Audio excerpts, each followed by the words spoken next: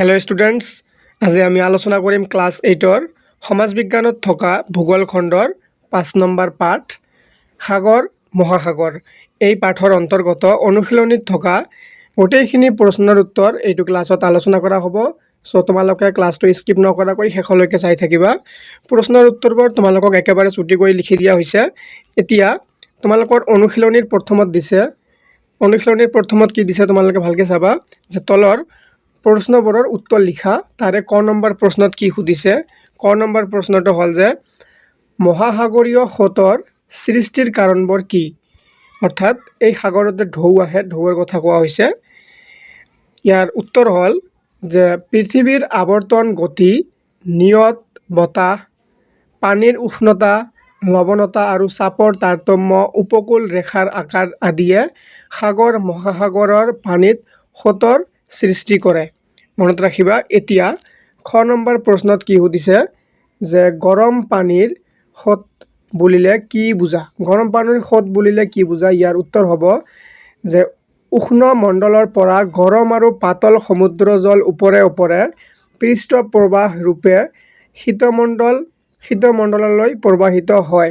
ইয়েই হ'ল উষ্ণ বা গৰম পানীৰ সোঁত। এতিয়া গ নম্বৰ প্ৰশ্নত কি সুধিছে যে সাগৰীয় জীৱবোৰ কেই প্ৰকাৰৰ? কিহৰ ভিত্তিত এইবোৰক শ্ৰেণী বিভক্ত কৰা হৈছে? উত্তৰ হ'ব সাগৰীয় জীৱবোৰ 3 প্ৰকাৰৰ। সেইবোৰ হ'ল প্লৱক, বেন্থছ আৰু নেক্টন। লৰচৰ কৰাৰ ধৰণ আৰু বসতিস্থলৰ ওপৰত ভিত্তি কৰি সাগৰীয় জীৱবোৰক শ্ৰেণী বিভক্ত কৰা হৈছে। এতিয়া ঘ নম্বৰ প্ৰশ্নত তোমালোকক সুধিছে যে সাগৰৰ কেনেকুৱা অঞ্চলত সাধাৰণতে মৎস্য ক্ষেত্ৰ গঢ়ি উঠে?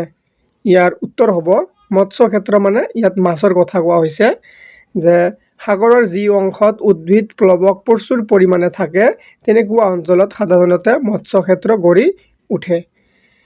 এতিয়া তোমালোকৰ অনুশীলনীৰ 2 নম্বৰত কৈছে কাৰণ দৰ্শোৱা। তলত কিছুমান প্ৰশ্ন সুধিছে, এইবোৰৰ কাৰণ লিখিব লাগে। প্ৰথমটো প্ৰশ্নত কি কৈছে? নাটনি জোৱাৰ বাসন্তী জোৱাৰৰ সমান শক্তিশালী নহয়। কি কৈছে? নাটনি জোৱাৰ বাসন্তী জোৱাৰৰ সমান শক্তিশালী নহয়। ইয়াৰ কাৰণটো কি?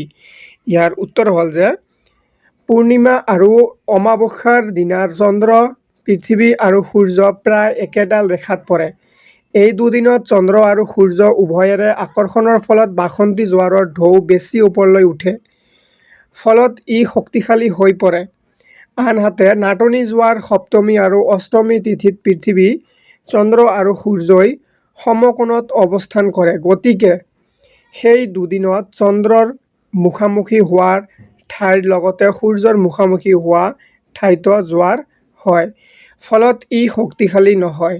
সেয়ে নাটনি জোৱাৰ বাসন্তী জোৱাৰৰ সমান শক্তিশালী নহয়।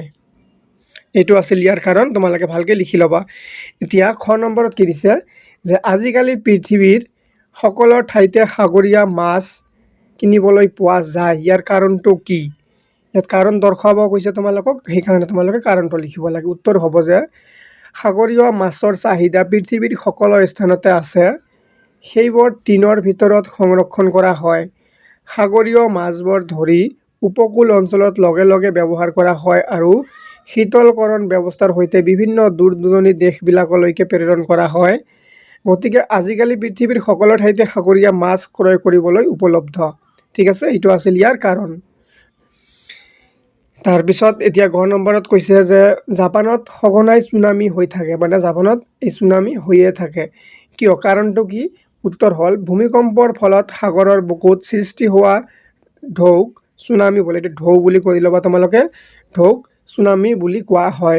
এতিয়া জাপান দেশখন প্ৰশান্ত মহাসাগৰীয় আগ্নেয় বলয়ত অৱস্থিত।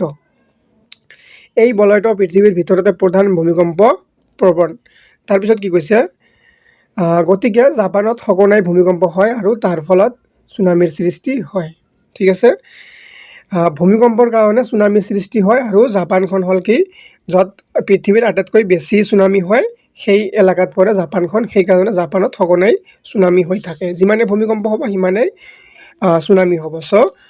সেইকাৰণে জাপানত চুনামিটো বেছি হয়। ঘ নম্বৰত কৈছে সূৰ্য আকাৰত বিশাল হোৱা সত্ত্বেও জোৱাৰ সৃষ্টিকাৰী শক্তি কম। ইয়াৰ কাৰণ কি?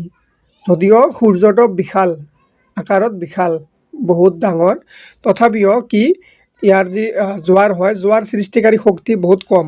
কাৰণটো হ'ল যে আকাৰত পৃথিৱী আৰু চন্দ্ৰতকৈ সূৰ্য বহুগুণে ডাঙৰ হোৱা সত্ত্বেও সূৰ্যৰ জোৱাৰ সৃষ্টিকাৰী মধ্যাকৰ্ষণ শক্তি তুলনামূলকভাৱে কম। সূৰ্য চন্দ্ৰতকৈ ২৭ মিলিয়ন গুণ ডাঙৰ আৰু পৃথিৱীৰ পৰা চন্দ্ৰৰ দূৰত্ব, তোমালোকে ভালকৈ মনত ৰাখিবা, চন্দ্ৰৰ দূৰত্ব কিমান? একক, দশক, শতক, হাজাৰ, অযুত, লাখ, নিযুত। ৩৮,৪৪,৪০০ কিলোমিটাৰ। আনহাতে পৃথিৱীৰ পৰা সূৰ্যৰ দূৰত্ব, এইটো তোমালোকে মনত ৰাখিবা, ১ কিলোমিটাৰ। সেয়েহে সূৰ্যৰ জোৱাৰ সৃষ্টিকাৰী শক্তি চন্দ্ৰৰ আধা। সেয়েহে সূৰ্য আকাৰত বিশাল হোৱা সত্ত্বেও জোৱাৰ সৃষ্টিকাৰী শক্তি অতি কম। এতিয়া নেক্সট প্ৰশ্নত কি কৈছে যে বৈদেশিক বাণিজ্যৰ বাবে জাহাজ পৰিবহণ ব্যৱস্থা উৎকৃষ্ট। কাৰণটো কি? যে যেতিয়া আমি বিদেশত আমি বিজনেছ কৰিম, কিবা বাণিজ্য কৰিম, তাৰ কাৰণে এই জাহাজেদি পৰিবহণ কৰাটো ব্যৱস্থাটো আটাইতকৈ ভাল বুলি ধৰা হয়। কিয়? কাৰণটো কি? কাৰণটো হ'ল যে পানীৰ স্বাভাৱিক ধৰ্মৰ বাবেই জাহাজবোৰ গধুৰ আৰু বৃহৎ পৰিমাণৰ মাল বস্তু সহজে কঢ়িয়াই নিব পাৰে। পানীৰ ওপৰেৰে গতি কৰা জাহাজবোৰত শক্তি বা ইন্ধনৰ খৰচো তুলনামূলকভাৱে কম হয়। ৰেল পৰিবহণ, পথ পৰিবহণ আৰু আকাশী পৰিবহণৰ ক্ষেত্ৰত কিছুমান সীমাবদ্ধতা থকাৰ বাবে বৈদেশিক বাণিজ্যৰ ক্ষেত্ৰত জাহাজ পৰিবহণেই নিৰ্ভৰযোগ্য ব্যৱস্থা। চাৰিওপিনে মুক্ত আৰু সমানভাৱে স্থলপথৰ ক্ষেত্ৰত থকা কিছুমান বাধা জলপথত নাথাকে। ঠিক আছে, এতিয়া তোমালোকৰ এই অনুশীলনীৰ ৩ নম্বৰত দিছে যে শুদ্ধ উত্তৰটোত ৰাইট চিন দিব কৈছে। কি কৈছে? তলত যোনটো শুদ্ধ হ'ব সেইটোত ৰাইট চিন দিব কৈছে। এনেকৈ তোমালোকে কি কৰিবা, কিতাপত লগে লগে শুদ্ধ উত্তৰটোত মই কোৱা হিচাপত ৰাইট চিন দি যাবা। উত্তৰখিনি ৰেডি থাকিলে তোমালোকৰ পৰীক্ষাৰ আগত পঢ়া সুবিধা হ'ব। চ' ১ নম্বৰত দিছে যে সাধাৰণতে শীতল পানীৰ সোঁতৰ উৎপত্তি হয় মেৰু অঞ্চলত। ইয়াৰ ৩টা দিয়া আছে। ক নম্বৰত দিছে মেৰু অঞ্চল, খ নম্বৰত দিছে নিৰক্ষীয় অঞ্চলত, গ নম্বৰত দিছে এটাও নহয়। ইয়াৰ শুদ্ধ উত্তৰ হ'ব ক। তোমালোকে মেৰু অঞ্চলত এনেকৈ ৰাইট চিন দি থোৱা। তাৰপিছত ২ নম্বৰত কি সুধিছে যে দিনটোত দুবাৰ সাগৰৰ পানী উঠা নমা কৰাকে সাগৰীয় সোঁত বোলে, জোৱাৰ ভাটা বোলে আৰু ঢৌ বোলে। ইয়াৰ শুদ্ধ উত্তৰ কোনটো হ'ব? জোৱাৰ ভাটা বুলি কি বোলে? জোৱাৰ ভাটা বোলে। চ' তোমালোকে খ নম্বৰটোত এনেকৈ ৰাইট চিন দিয়া। তাৰপিছত ৩ নম্বৰত দিছে যে চুনামি শব্দৰ অৰ্থ হ'ল। চুনামি শব্দৰ অৰ্থ হ'ল কি? এই গ নম্বৰটো শুদ্ধ হ'ব যে পোতাশ্ৰয়ৰ ঢৌ। গ নম্বৰটো তোমালোকে ৰাইট চিন দি থোৱা। তাৰপিছত ৪ নম্বৰত কৈছে যে সাঁতুৰিব পৰা সাগৰীয় প্ৰাণীবোৰ কি? নেক্টন।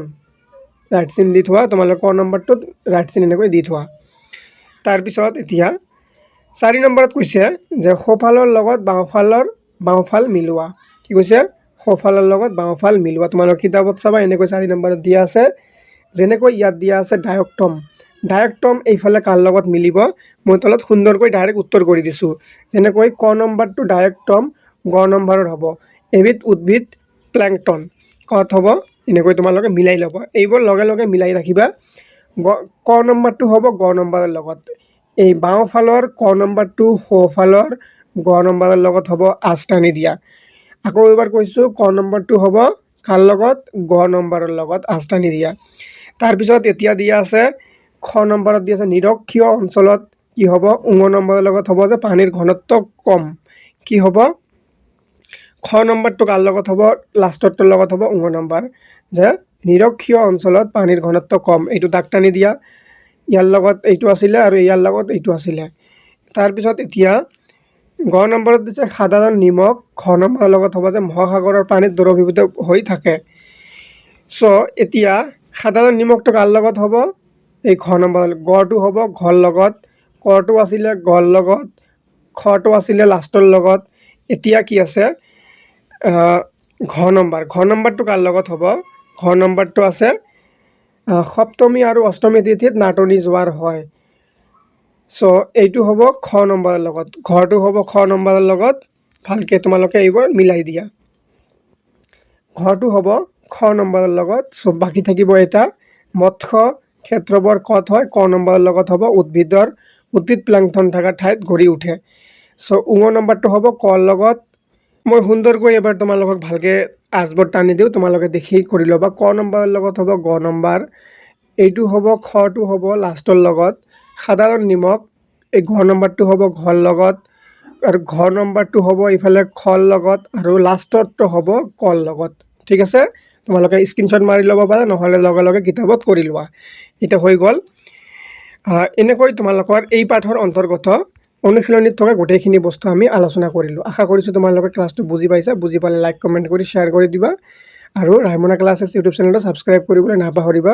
ধন্যবাদ সকলোকে।